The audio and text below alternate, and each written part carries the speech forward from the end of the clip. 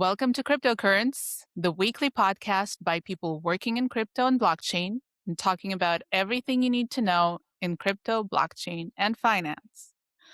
We are like a weekly bouquet of fresh flowers. We give you a bright, energizing perspective and make you feel classy and put together, even if the rest of your week is a complete mess. Our regular host, Vince, is touching flowers this week. And so I'm your host, Katya. And today I'm joined by Semaja from Mew Hello. and our resident degen, Kale. Dude, Vince, you're fired. Katya's taking your spot. What's up? Right.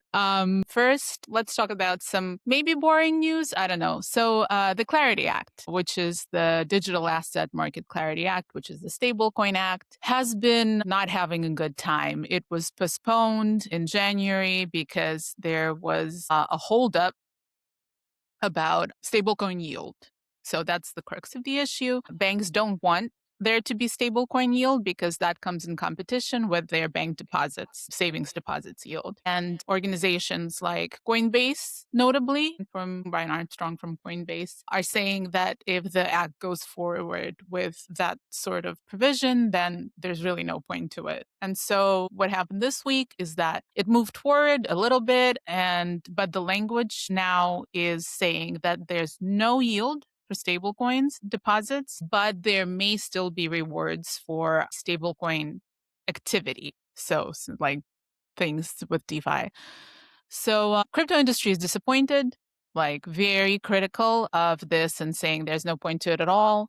On the other hand, maybe it's progress. So what do you guys think? Kale, I know that you are on the side of the industry where like this is bullshit and we're not going to take it. So why didn't you tell us a little bit about that? Yeah, I mean, the biggest thing that keeps popping up in my head is like literally who wants this? It's like the only people that this benefits is banks, like the already pre-existing TradFi system. And like you said, it's like it's totally out of a place of fear because they don't want like banks who already kind of run everything don't want this new, system where people can opt out of their system. So I don't know. It's kind of bad news to hear, but it's not the end of the world. I feel like our industry has faced, this type of pressure before, and pressure might be not be the right word, but like crypto devs have definitely been swimming upstream against like government regulations and regulators and people who want to put them in jail. So like I don't know. This isn't the end of the world to me. This is bad news in general, but the way I see it is like crypto people just need to continue the fight that we've been fighting. Like we might not win every single battle, but this is like a long war that we're fighting. And War.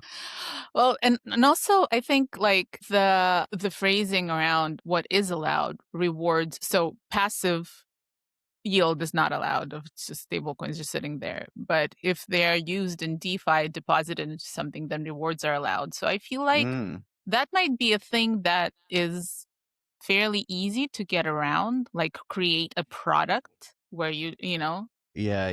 And then like the user can like essentially on the user side, like it's no different than just staking, but on the back end, they're like providing to an LP or something. I could see something like that working. But yeah, no, it's definitely a scary precedent set because now it's like, who knows, maybe next week laws are going to be put in place that they're like, oh yeah, and by the way, you can only put your stablecoins in our pre-approved DeFi smart contracts. So yeah, overall, just like not a good look, not good news. What about you, Samaja? Do you care about stable coins and what you can do with them?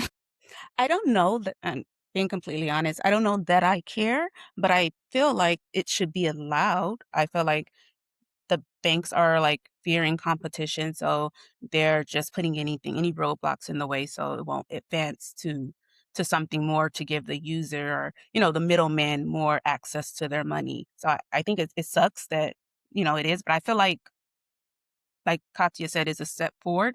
I also feel like that the bank will figure out a way to be involved some way. I feel like that's the holdup. I feel like later down the line, they will figure out a way to capitalize on it, and they just can't figure it out right now. But once they do, it'll. 100%, yeah. And like a cool silver lining about this that I realized is it may encourage people to start buying and staking ETH. You know, Yeah, that was actually a point that someone was making, that like if stable coins are going to be a dud, at least in this kind of interpretation, then maybe that's bullish for ETH and even Bitcoin and whatever, like to lay back into the blue chip cryptos, if you will, that are still around. So maybe that. I mean, what I hope it leads to is that banks see no choice but to um I don't know, maybe change the yield on savings deposits account, which is like what 0.0001% right now or whatever it is. yeah, And I think that's the issue, because the stablecoin yields, at least as they're being advertised now, might be 3, 4, like what they call the high yield savings accounts, which are rare. So that's the competition. Maybe the answer is just to cough up a little bit more dough. bend the knee. For real. But yeah, and I mean, like, but I also do think that it's kind of unfortunate because so I virtually attended this little conference that was called Eyes on Her by brew markets, like the morning brew kind of. And so Semaja, this was like finance meetup for women. That's why Eyes on Her. And Sounds um creepy. it does. And I'm not like a fan of women's in crypto or women's conferences, although obviously I support the idea, but the execution has always kind of left me disappointed. But this one wasn't bad, and I actually enjoyed some of the talks. And I a lot of the speakers kind of talked about boring investments, that you want your life to be exciting and you want maybe your lipstick to be red like mine today, but you want your investments to be boring, sensible things. And on the other side of the spectrum, Vitalik, the founder of Ethereum, has written a bunch about low risk DeFi, and how the key to getting more people into DeFi is to have products that are low risk, that are not like, the meme coins and rug pulls and like 100x leverage, So, and I think stable coins are a big part of that, and just stable coin yield could be a big part of that. So it's kind of unfortunate to see it being challenged, because I don't know, like Samaja would, because me personally, like I'm not a big like finance kind of guru. Like I don't know much about it. So I would definitely tend toward the simpler and more low risk kind of investment profile. Like, would you feel the same? Like you just deposit some stable coins and you get yield on them. It's like a savings account, but better. Yeah, I definitely would do low risk too. I'm not capable. I'm capable of anything technically, but I wouldn't You are. be, thank you, I know. Katya. I wouldn't be able to monitor things the way I feel like I'm supposed to. And I feel like it's more to investment that I don't have the time or know how to figure out. So, and I want to invest because I want to be a responsible adult. I want to Exactly. do Yeah. what people do, but I can't risk it all. And I know that I won't watch it the way I will, or I won't do what I need to do to make sure what's supposed to happen happens. Yeah. Well, speaking of risking it all, so prediction markets are taking over the universe. And this week there was a bipartisan Senate bill. Whenever something is bipartisan, it's noteworthy, because bipartisanship It is never happens. lately is a unicorn. So there's a bipartisan Senate bill introduced to ban sports betting and casino like games in prediction markets. So basically to forbid them from doing any kind of sports event stuff and casino gambling like stuff. And this has been going on. This has been an issue. And the main issue is that prediction markets like Kalshi and Polymarket are right now technically under the guidance of the CFTC, which is a federal institution. States are saying regulation of these kinds of markets should be up to the states, because like in Nevada has a big interest obviously in gambling. There's also indigenous people's interests because they control some of the casino. So, and because states have sometimes unique situations with that respect, and for other reasons, So Kalshi right now is in courts with a bunch of states about this. They have actual criminal proceedings opened against them, I think in Arizona, for like operating a gambling without a license. Polymarket has had issues as well. But meanwhile, this bipartisan bill is being introduced to forbid all sports betting. At the same time, Polymarket signed an exclusive deal with Major League Baseball to be their exclusive prediction contract partner. So I am not big on sports, to put it mildly. So I find it hard to care. But what do you think, Semaja? Like, what do you think it should be? Like, do you have a strong opinion on this? I'm not big on sports either, or gambling for that matter. And at first, I didn't understand the whole reason why it was a back and forth. But I do understand after you said that certain states have certain rules. I understand the necessity of them upholding those rules for gambling. I feel like let it. I don't know. I don't Just let have a them big. do it. Yeah. But okay, Yeah. so wait, but you have kids, right? And I don't know Hmm. if they're into sports, but one of the arguments is that with regulated sports betting that states regulate on their level, whatever, I don't even know what that Hmm. means exactly, but are arguably less accessible to underage minors, etc., than prediction markets, which is basically like if you have a wallet and you have VPN or whatever you need to, well, Kalshi is American based even, so you don't even Hmm. need one. You can just go in and gamble essentially, Jesus, on the Hmm. You can do sports it. events. Um, so like, does that matter more in that context? I mean, I guess it matters if, that was the real concern. Like if we were just concerned about underage kids being Mm-hmm. able to gamble and it's, risque. I don't feel like that's the concern. I guess it would matter to me a little bit more because I do have a son and he's getting of age and he seemed like he would love gambling actually. Um, You're like, I can see it now. I can see it now. I didn't even think about it until you mentioned it. You know what? Shut it all down. Oh, gotta It show all off the needs to go. fun. I mean, you're right. I think the main concern, it was like a little byline in the articles that I was reading, but it was like, and there's no revenue because like if it's prediction markets, then the states don't get the revenue from the Mm, sports bets and gambling. So as per usual, money is the issue that's the here problem. Exactly. in reality. But Kale, what do you think? Are you gonna support Samaja's son in his new pursuit of gambling on Polymarket? Please do. Yeah, brother. Please don't. No, because like here's how I see it. I think this is like super silly just because like I'm pretty sure sports betting is like one of the oldest forms of gambling. Like you don't think guys For were sure. betting in the Colosseum like thousands of years Mhm. ago, 1,000%, right? yes. Like Mhm.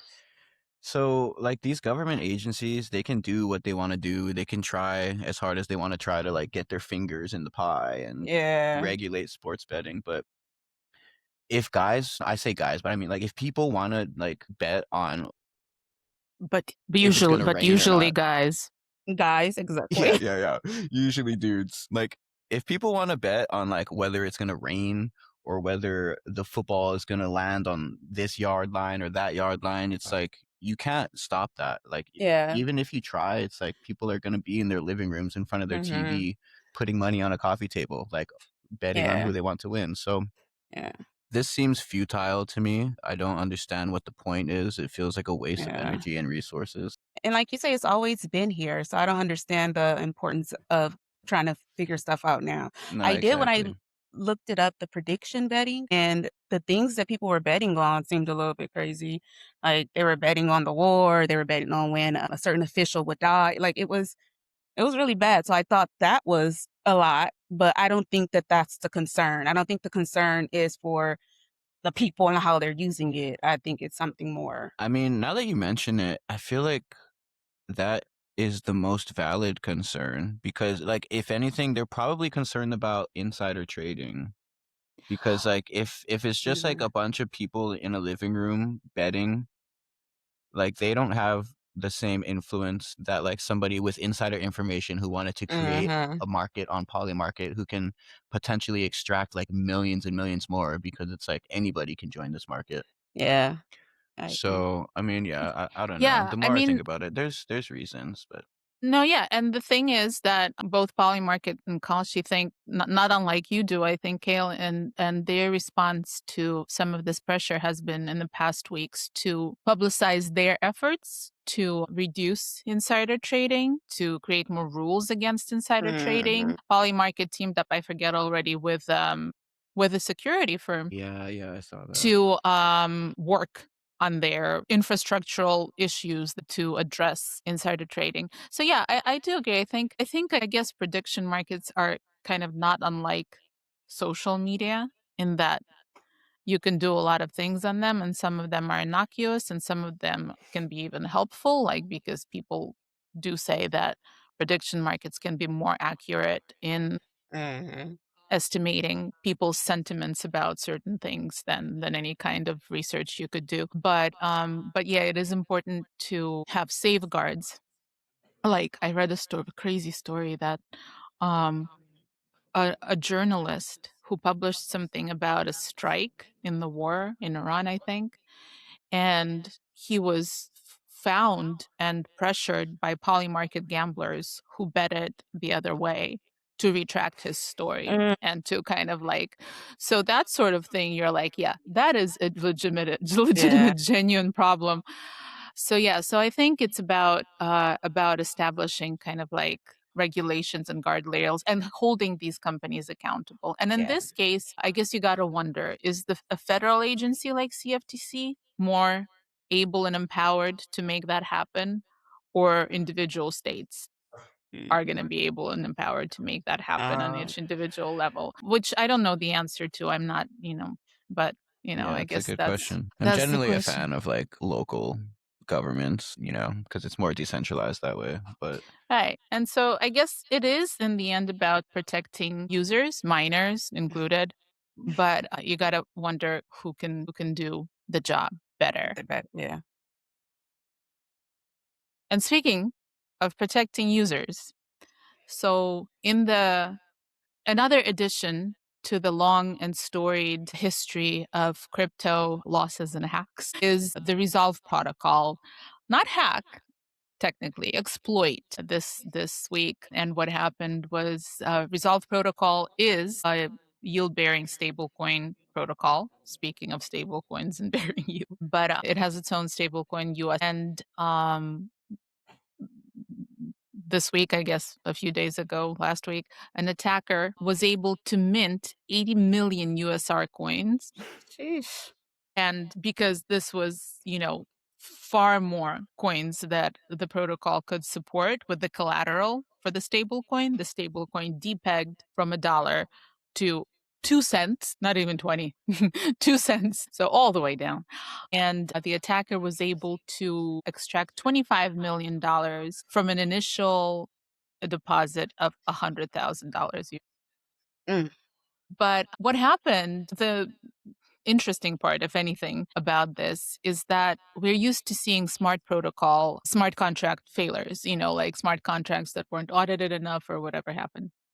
And here, Resolve Protocol was audited, as one of my high school teachers used to say, up the wazoo. They had many, many audits. They had a bug bounty, everything. They had a total value locked of 500 million. So not a small random little thing. But what happened was that two things, that they had a single signature wallet controlling some functions. So not a multi-sig, just like one private key, essentially, controlling some essential functions. And two, there was a function that allowed unlimited minting. So there was no upper cap on how many stable coins, how many coins could be minted. And the attacker was able to exploit both of those things. And the private key apparently was handled through Amazon Web Services key management service. So whenever I hear key management service, you gotta wonder, because we advise our users to say the swerve. best key management service is written in a piece of paper and hidden Mm. in a place that nobody else knows, right? And this makes me think of like when crypto was starting in like 2017, 18, and there used to be a joke that like the dexes were just like two guys with a ledger, and which was probably true for some dexes. But this is like, we don't know if this guy was using a ledger. This is like one guy and a Yeah. private key, and like this whole. Yeah. So here's the thing: like, what do we make of this? Is it just a stupid accident, one-off? How do we, as users, as investors, kind of like make a judgment of whether something like this can happen to our favorite protocol? Kale, what do you think? I mean, I don't even know where to begin. Like, I thought you were gonna segue into this after the stablecoin thing earlier, because like it kind of like is the same vibe. For me, it's like I don't know, like how does this even happen? Like people want to put their money into trusted DeFi, the Hmm. Vitalik thing, or what was it called, Katya? Like this, not slow DeFi, Low risk low DeFi. risk, low Yeah. risk DeFi, and people are like, oh yeah, Aave is like the most lowest risk DeFi, and like just the other week, somebody swapped 50 million to 36K in Aave.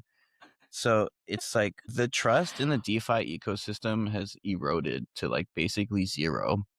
And it's like things like this make it so much worse. And Mhm. I can't help but think this is like a coordinated attack against DeFi and Ethereum Yeah. devs and stuff, because it's like, what is the chances this comes out like a day or no, I think I don't know which came out first, but they were like days apart from each other. This and then the Clarity Act saying like no yield on stables. I don't know if I'm just being a conspiracy theorist, but it's just like it seems like too coincidental. In my opinion, it's crazy that these guys got audited 18 times. Mhm.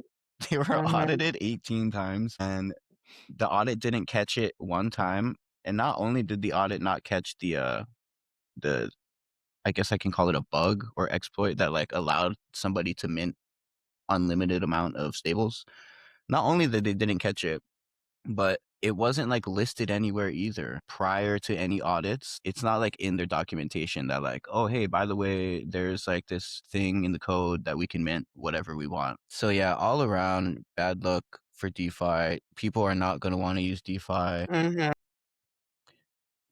And yeah, I don't know. It's just a really bad look because DeFi Yeah. used to provide like 10-20% yields, and that was the reason. Like you're risking your money and you're getting paid for that risk in like a much Mhm. higher yield than the banks are And providing. you're usually a fan of that, Kale. I know that you're like into the high risk, high reward Yeah, no, kind but of. that's the thing though. At this point, the high risk DeFi protocols are barely offering more than banks. Like the highest risk DeFi protocols are offering like 1% more than like Chase high savings. So it's like you can put your money into Chase high savings and like, yeah, maybe Chase will go down, but you're like FDIC insured, you get 200 back.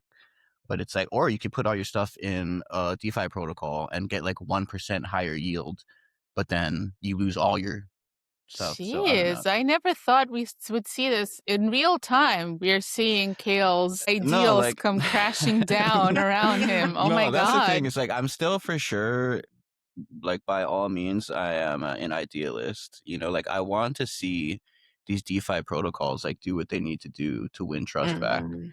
But, like, the reality is, like, we've lost all trust. You know, like, nobody's Yeah. going to want to put their money into DeFi. Yeah. Like, And people who are willing to risk it into DeFi are, like, the number's getting smaller. and they said Yeah. it happened before in a similar way too. So for them not to try to figure out and like how to protect assets better than that is kind of insane. Yeah. Yeah, no, we're like a almost 20-year-old industry at this point. Well, I think that's why, a lot of people are excited about crypto taking on new roles and personalities with TradFi, so tokenization of stocks that's coming on chain. Mhm. And that's perhaps a little bit more straightforward and not the sort of degen DeFi kind of environment that we were just talking about. Stable coins, I mean, this was a stable coin yield product. So that kind of like throws stablecoin yield under the bus, as Kale, you said Mhm. Even a more. little bit even more. But I don't think that that's the end for stablecoins and stablecoin yield. I think it's just a kind of hurdle and is not going to take it down. But the other The other area where crypto is finding its footing in a big way is AI agents and payments, right? And so everybody wants to get on that bus now because the discussion recently has been that AI agents, in order to be able to do a lot of the stuff that people are now wanting them to do, will have to transact financially. And the most logical thing is for them to transact on chain. But are they going to be using cards, or are they going to be going directly on chain with stable coins? And is that necessarily two opposed models, or they can work together? Cards for some things, on chain for other things. Cards have fees that are not feasible for some things, like if an agent is pinging some kind of database and has to pay for every ping, and if a card has like a fee of like 10 cents for every or something, whatever it is, fee, like that's not going to work. And if it's doing it in a chain that has low gas fees and it's like 1 cent for everything, that's a huge difference. Now, at the same time, as this usually happens, we have a couple of companies coming out with AI agent payment systems. So MoonPay launched the Open Wallet standard, which is an open source framework. And they are backed by PayPal and Ethereum Foundation and Ripple and Circle and Solana Foundation. So the crypto community seems to be like solidly supporting this initiative. And it's open source too. So that's a big one. And then Stripe has their Tempo blockchain that has been in beta for a while, and then they I guess it's testnet, and then launched mainnet this week. And it has the Machine Payments Protocol (MPP), which is also a standard for AI agents to transact on chain.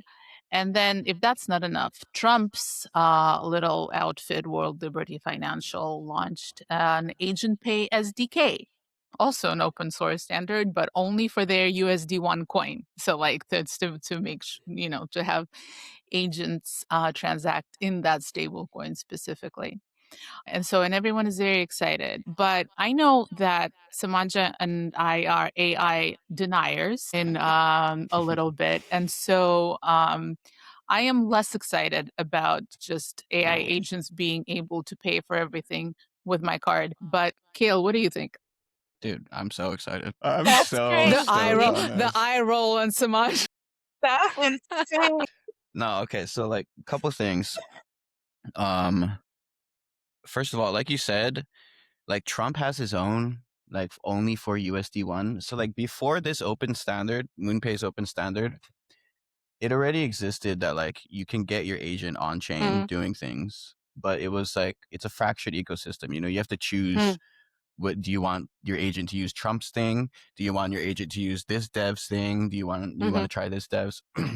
So like what MoonPay is doing is creating an open standard, like backed by like the big players, like you said, PayPal and all those guys. So it like lends a lot of trust, and so it kind of just becomes like the default what everyone is probably going to use for their AI agents. And it's across like all EVM chains, Solana, Bitcoin, Telegram, the Telegram chain, Sui. So it's going to be multi-chain, which is also really cool. And my final note is that it's the AI agent, the way MoonPay coded it, the agent doesn't have access to your private keys. So that's nice. It's like the way they explained it is that it's like giving an employee a corporate spending card with spending limits So rather there's like a than cap yeah, on it. rather than just giving them the bank credentials. So those are all like reasons that I think this is cool.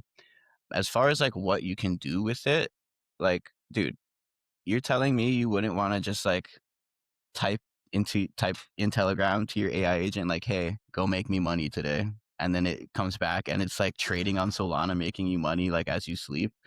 And that's just like off the top of my head, like the obviously lowest hanging fruit. But yeah, I mean, you can get creative with it. Like if you have like money, just sitting around, you can tell the agent like, hey, I have this amount of money and I don't want you to risk it like trading, but like, can you find yield opportunities on chain?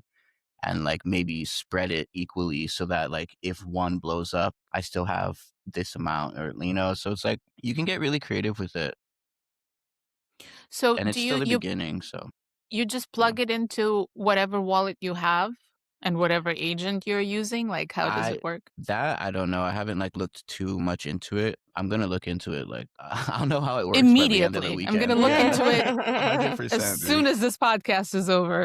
No, for real. Because like for me, the biggest thing is like having an agent do things on chain and make you money. That's like that's just the biggest thing. And like, of course, there's a chance it loses money too. But it's like, yeah, there's a chance you lose money like trading on your own. So it's like,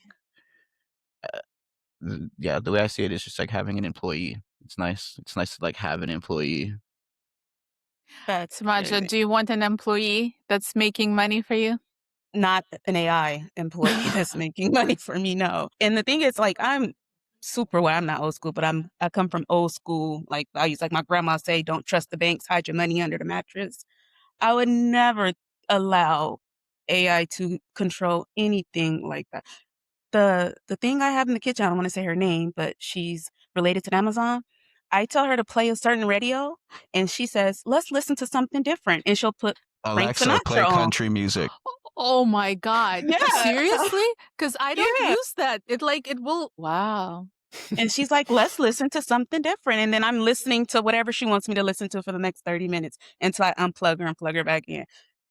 I would hope it wouldn't be that reckless playing with people money, but it's just things like that is that serious and giving like AI the ability to make decisions like that for you. It seems like first it seems unnecessary.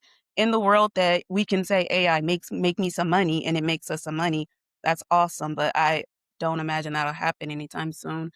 Um, and why do we need it? Why do we need that AI to do transactions for us? What are we missing that will be so much better for us? I don't know.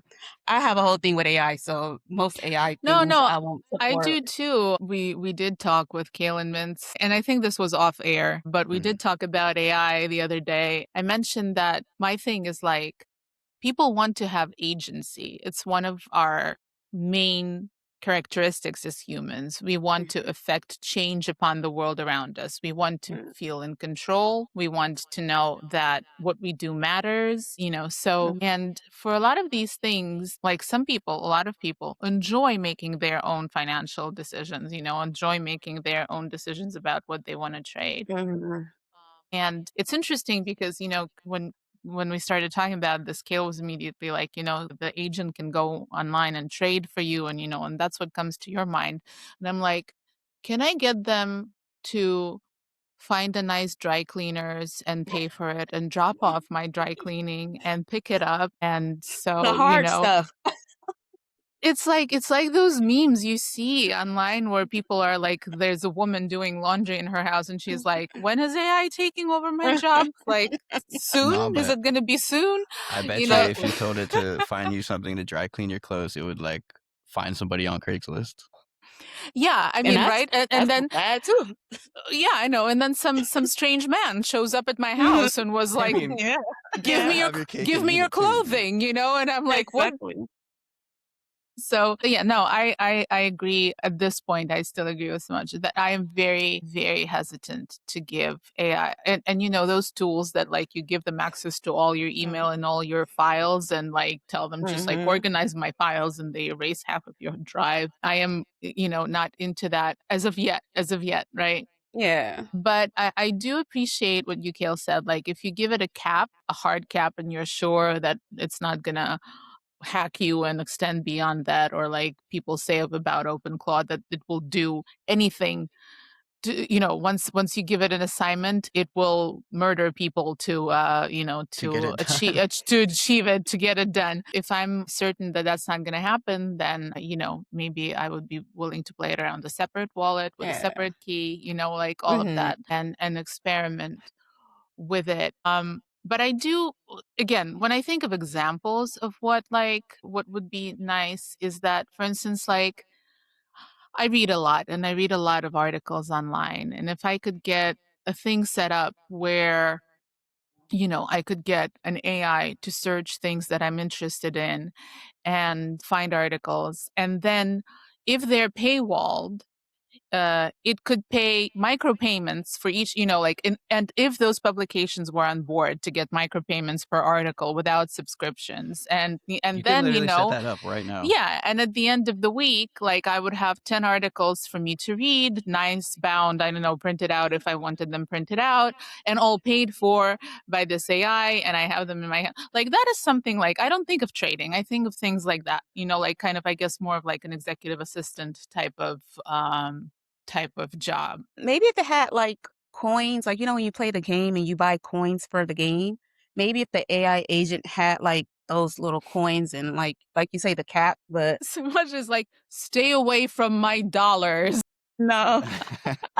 That's just too much. Like I get that, moving forward, that's the goal. You don't want to be left behind, hop on board or get left. But I think sometimes innovation for the sake of curiosity is a little reckless.